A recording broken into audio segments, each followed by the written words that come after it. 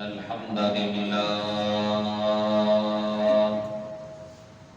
نحمده ونستعينه ونستغفره ونعوذ بالله من شرور أنفسنا ومن سيئات أعمالنا من يهده الله فلا مضل له ومن يضلل فلا هادي له وأشهد أن لا إله إلا الله وحده لا شريك له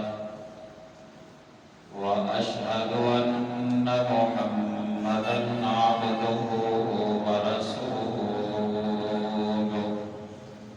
يا أيها الذين آمنوا اتقوا الله حق تقاته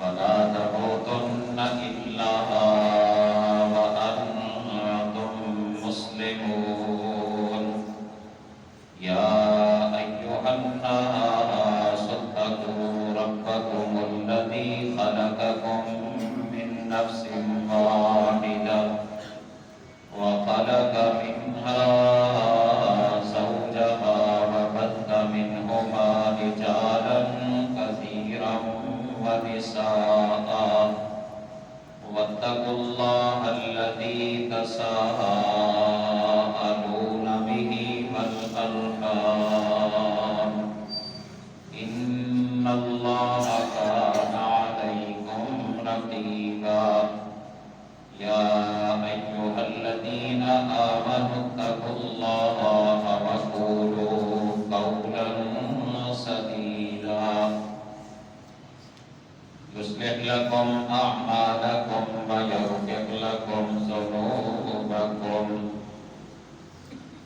ومن يطع الله ورسوله فقد فاز فوزا عظيما أما بعد فإن خير الحديث كتاب الله وخير الهدي هدي محمد صلى الله عليه وسلم وشر الأمور محدثاتها وكل محدثة بدعة وكل بدعة ضلالة وكل ضلالة في النار ألا لا إيمان لمن لا أمانة له ولا دين لمن لا عهد له سبحانك لا علم لنا إلا ما علمتنا إنك أنت العليم الحكيم اللهم صل على محمد وعلى آل محمد كما صليت على إبراهيم وعلى آل إبراهيم إنك حميد مجيد اللهم بارك على محمد وعلى آل محمد كما باركت على إبراهيم وعلى آل إبراهيم إنك حميد مجيد رب اشرح لي صدري ويسر لي أمري واحلل عقدة من لساني يفقهوا قولي أعوذ بالله السميع العليم من الشيطان الرجيم من همزه ونفخه ونفثه بسم الله الرحمن الرحيم لقد من الله على المؤمنين إذ بعث فيهم رسولا من أنفسهم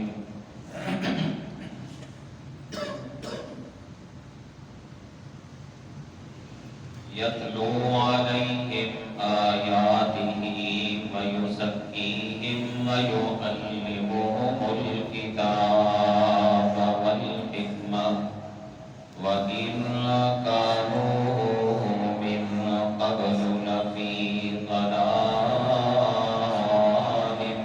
مبين.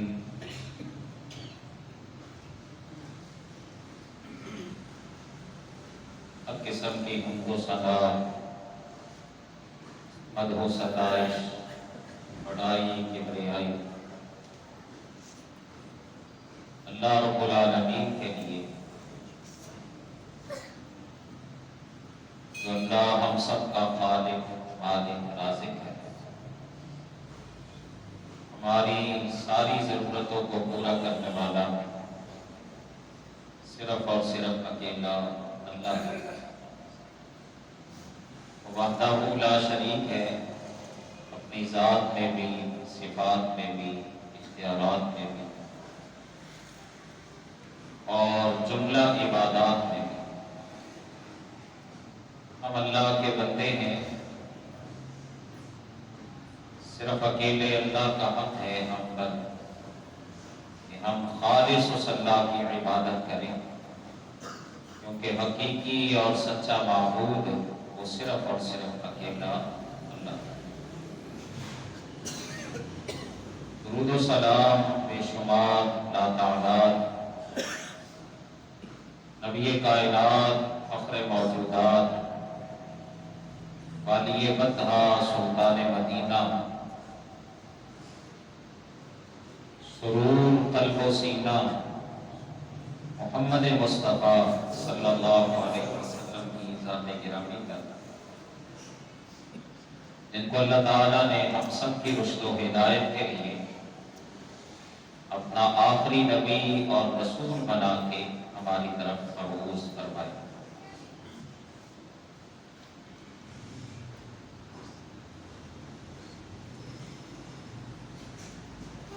آپ جانتے ہیں کہ معاشرے میں رہتے ہوئے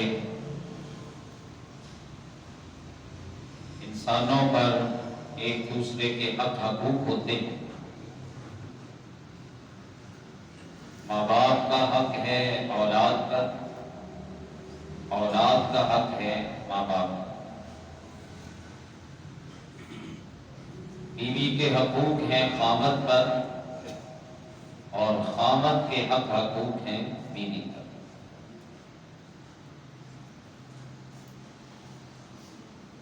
آپ کے پڑوس میں رہنے والے، چاہے وہ پڑوسی رشتہ دار ہیں یا اجنبی ہیں، ان پڑوسیوں کے حق حقوق ہیں آپ پر اور آپ کے حق حقوق ہیں ان پڑوسیوں پر۔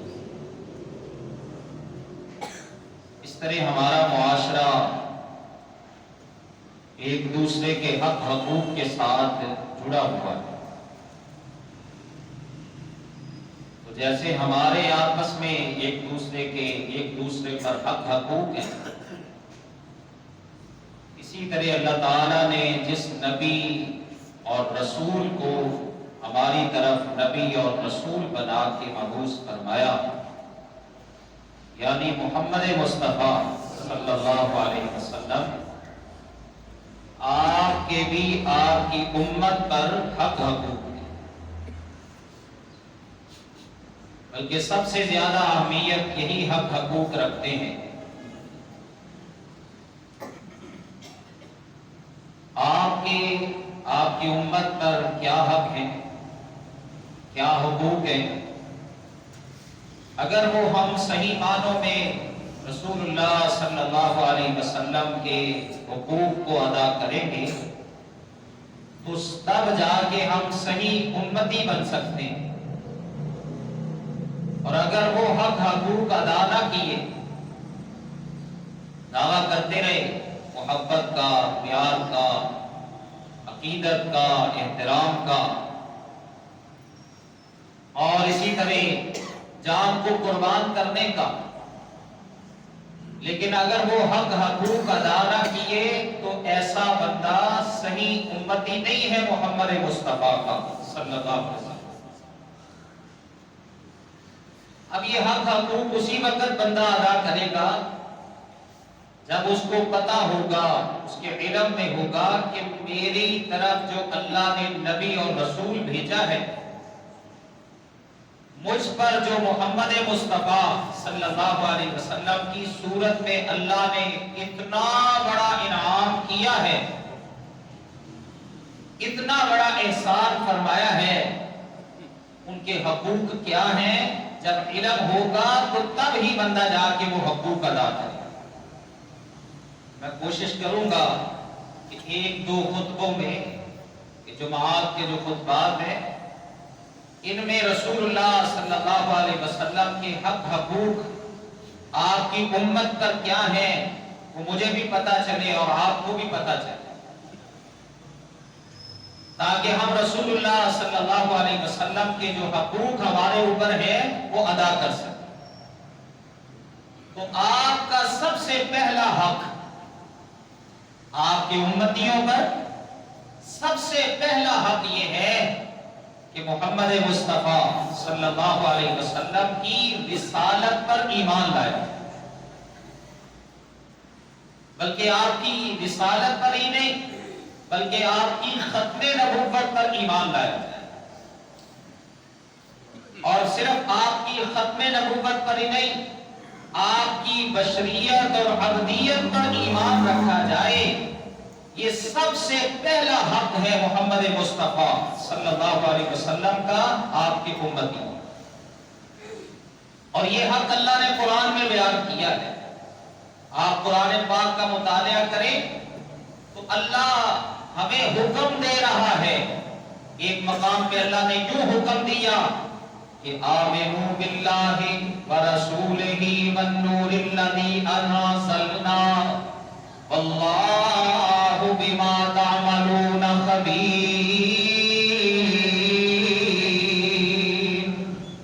اللہ فرماتے ہیں آمنوا، تم ایمان لاؤ، باللہ اللہ پر، ورسولہ اور اس کے رسول پر.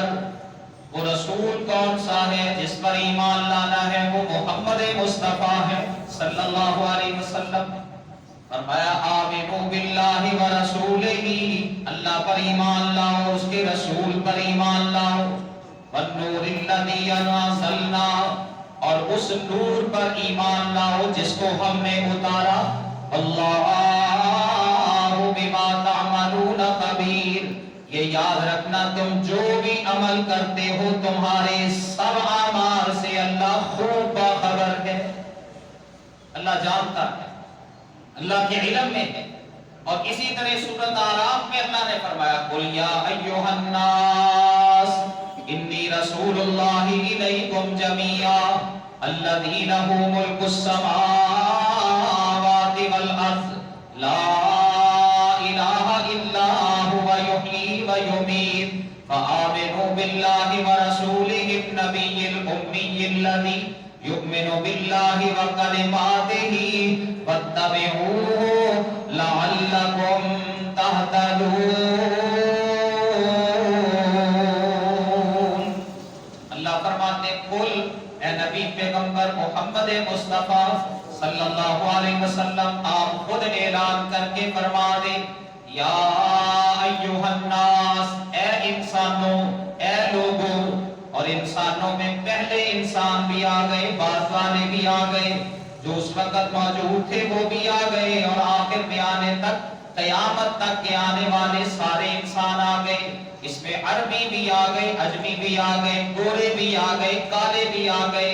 فرمایا نبی محمد صلی اللہ علیہ وسلم آپ تمام لوگوں کو مخاطب کر کے اعلان کر دیں یا ایھا الناس، اے انسانوں، انی رسول اللہ الیکم جمیعا، مجھے اللہ نے تم سب کا نبی اور رسول بنا کے بھیجا ہے۔ الذی یؤمن باللہ، وہ اللہ الذی لہ ملک السماوات والارض، اسی کی بادشاہت ہے آسمانوں میں، اسی کی بادشاہت ہے زمین میں۔ لا الہ الا هو یحیی و یمیت، اس کے سوا کوئی معبود نہیں، وہی زندہ کرتا ہے، وہی مارتا ہے، موت دیتا ہے۔ فآمنوا باللہ ورسولہ النبی الأمی الذی، ایمان لاؤ اللہ پر، ایمان لاؤ اللہ پر، یعنی اللہ کی وحدانیت پر۔ یہ مان لو کہ اللہ کے سوا کوئی الہ نہیں، کوئی معبود نہیں، کوئی زندگی دینے والا، کوئی موت دینے والا نہیں، کوئی بادشاہ نہیں ہے زمین و آسمان کا۔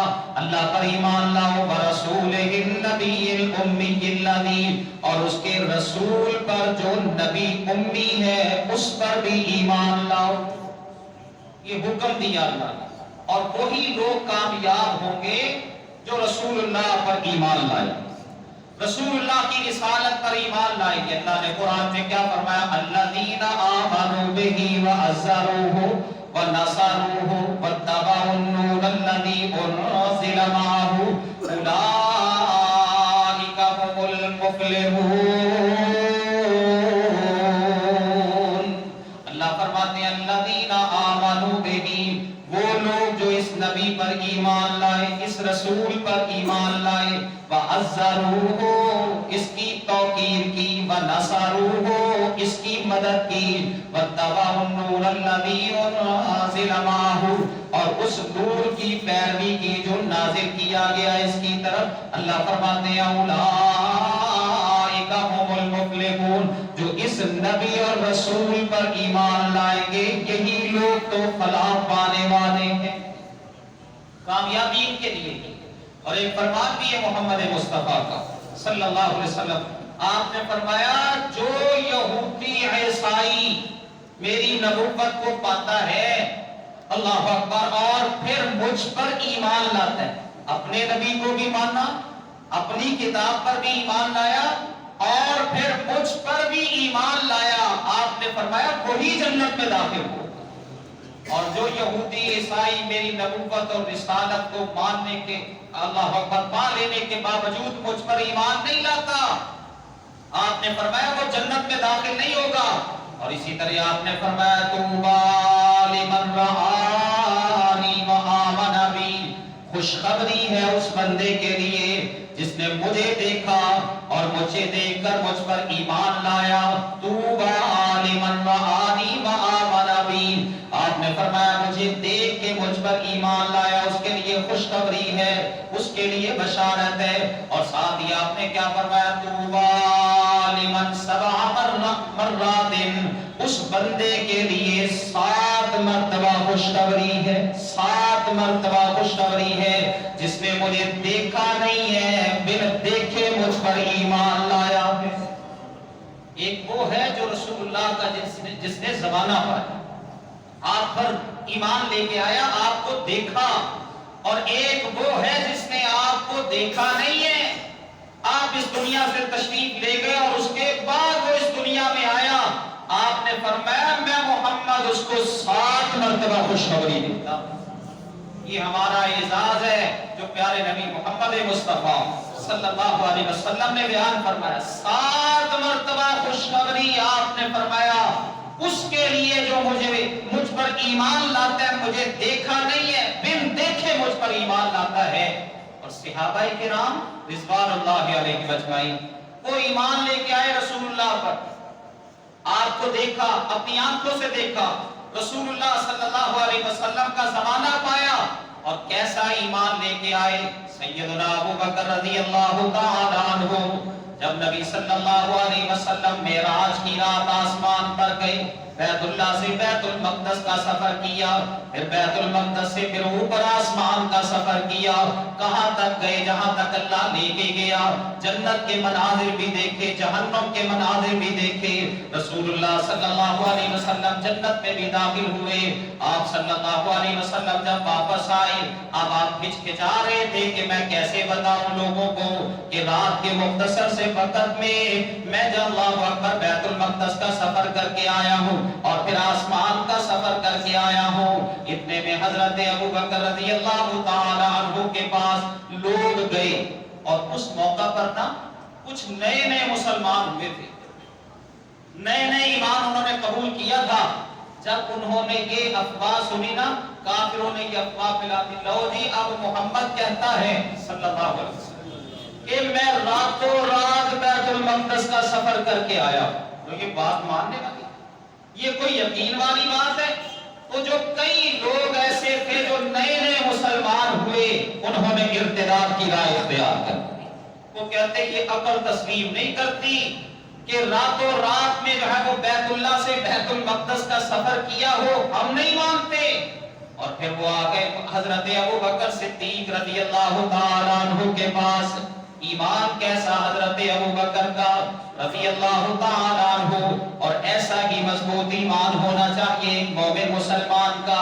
آکے کہنے لگے اے ابو بکر ہمیں یہ بتا کہ اگر کوئی کہے، اگر کوئی یہ دعویٰ کرے کہ میں رات کے مختصر سے وقت میں بیت اللہ سے بیت المقدس کا سفر کر کے آیا ہوں، کیا یہ بات ماننے والی ہے؟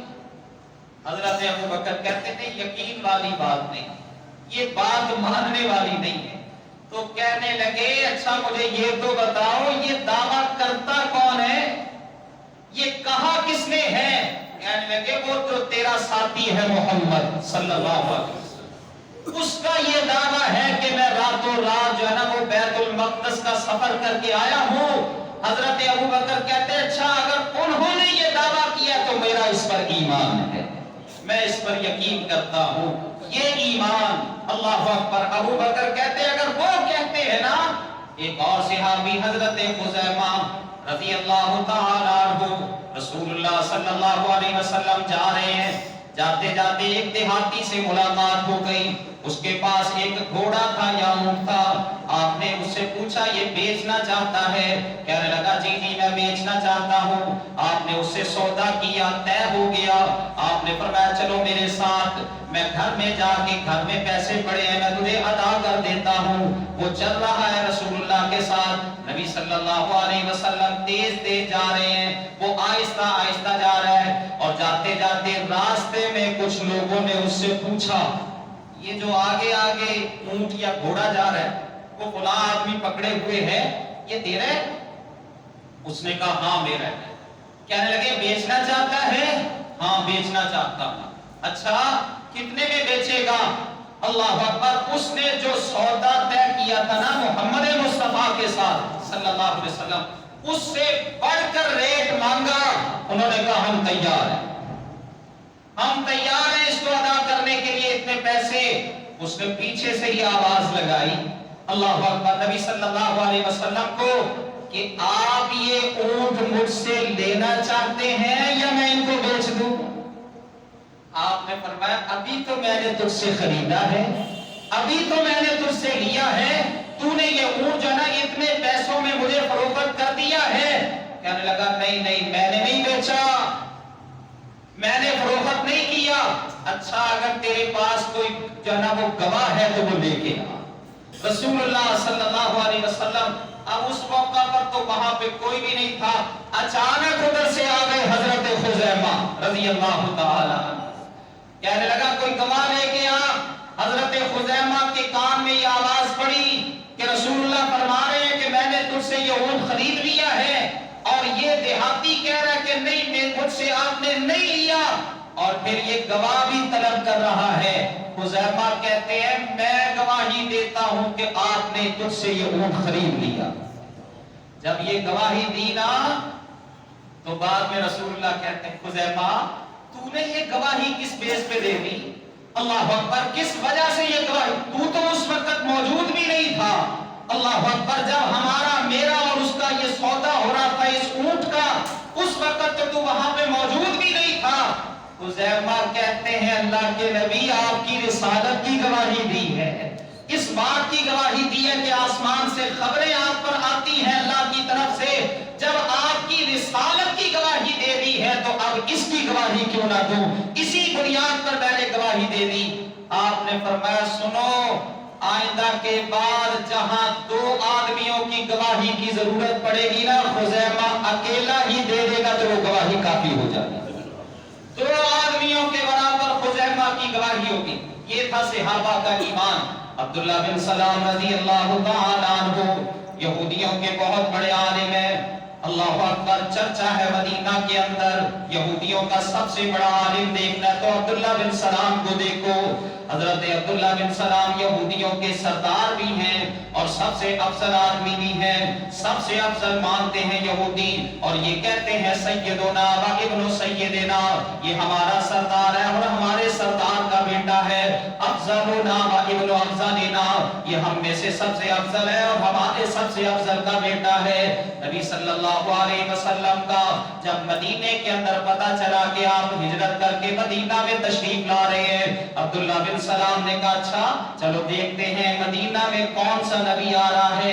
پتا تو تھا کہ جو نبی آنا ہے آخر میں اللہ اکبر وہ مکہ میں آئے گا، اسماعیل کی اولاد میں سے ہوگا، یہ صفتیں اس کے اندر پائی جائیں گی۔ نبی صلی اللہ علیہ وسلم جب تشریف لے آئے، عبداللہ بن سلام کو بھی پتا چلا، عبداللہ بن سلام چلے گئے رسول اللہ کے پاس کہ آج جو ہے نا وہ 3 سوال کرتا ہوں رسول اللہ سے، اگر آپ نے سوالوں کے جواب دے دیے تو مجھے یقین ہو جائے گا کہ آپ اللہ کے نبی اور رسول ہیں، کیونکہ ان سوالوں کا جواب سوائے نبی کے کوئی نہیں دے سکتا۔ عبداللہ بن سلام آئے، سب سے پہلے نظر پڑی محمد مصطفیٰ کے چہرے مبارک کے اوپر، آپ کا چہرہ دیکھ کے کہنے لگے لیسا بوجہ کذاب، یہ چہرہ تو کسی جھوٹے آدمی کا چہرہ نہیں ہو سکتا، یہ تو سچے آدمی کا۔ چلو خیر پوچھتا ہوں، سوال کرتا ہوں۔ سب سے پہلا سوال کیا، سوال کیا کیا؟ اللہ اکبر، مجھے یہ بتائیں، اور کہہ بھی دیا کہ اگر آپ ان سوالوں کے جواب دیں گے نا تو میں ایمان لے آؤں گا، میں اسلام کو قبول کر لوں گا، کیونکہ ان سوالوں کے جواب نبی کے علاوہ کوئی نہیں دے سکتا۔